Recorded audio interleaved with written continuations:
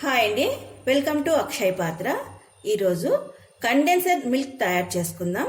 Milk made బజార్లో దొరుకుతుంది కదా, అలాంటిదే మనం ఇంట్లోనే తయారు చేసుకుందాం. దానికోసం 1/2 లీటర్ పాలు తీసుకున్నా, 1 కప్పు చక్కెర తీసుకున్నా, కొద్దిగా వంట సోడా తీసుకోవాలి. ఒక ప్యాన్ పెట్టేసుకొని మనము ఈ పాలు తీసుకున్నాం కదా, ఈ పాలన్నీ బాగా మరిగించుకోవాలి.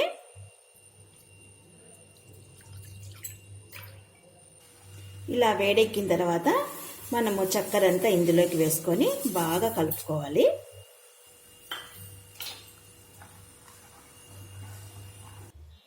ఇలా కలుపుతూనే ఉండాలి.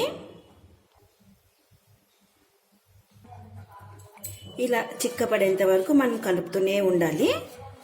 చూడండి, మనకు పాలు ఇక్కడ వరకు ఉన్నింది, దగ్గరకు వచ్చేంత లోపల ఇక్కడ వరకు అయిపోయింది. ఇలా ఉంది. ఇంకొక 5 నిమిషాల సేపు ఇలాగే చిక్కపడేసుకుంటే మనకు కండెన్సర్ మిల్క్ రెడీ అయిపోతుంది. ఈ టైంలో 1 పించ్ వంట సోడా వేసుకోవాలి. వేసుకొని 2 నిమిషాలు కంటిన్యూగా కలుపుతూనే ఉండాలి.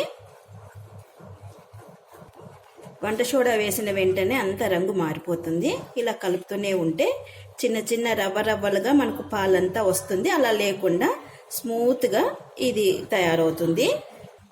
కండెన్సర్ మిల్క్ పాలలోకి వేసుకోవచ్చండి. పాయసము, కేకు, ఖీరు వీటన్నిటిలోకి మనము ఈ మిల్క్ వేసుకుంటే చాలా స్వీట్గా ఉంటుంది. మనకు తిక్కదనం కూడా బాగా అవుతుంది. చాలండి, ఈ మాత్రం తిక్కుగా ఉంది. ఇది కాస్త చల్లారిన తర్వాత ఇంకొంచెము గట్టి పడుతుంది. బజార్లలో మనము కండెన్సర్ మిల్క్ కొంటే చాలా డబ్బు ఖర్చు అవుతుందండి. ఇదే మనము ఇంట్లో దీన్ని చేయడానికి ఒక 1/2 అవర్ 3/4 గంట పడుతుంది. కొంచెం టైం తీసుకుంటే మనం ఇంట్లోనే ఈజీగా ఈ కండెన్సర్ మిల్క్ తయారు చేసుకోవచ్చు. చల్లబడిన తర్వాత ఇలా థిక్గా అయిపోతుందండి. మీకు మరీ గట్టిగా అనిపిస్తే కొద్దిగా ఒక 2 స్పూన్ల పాలు పోసి 1 పొంగు రానివ్వండి. ఈ లిక్విడ్ అంతా పల్చగా అయిపోతుంది. ఒక గిన్నెలో తీసేసుకొని మనము స్టోర్ చేసుకుందాం. రెడీ అయిపోయిందండి మన కండెన్సర్ మిల్క్.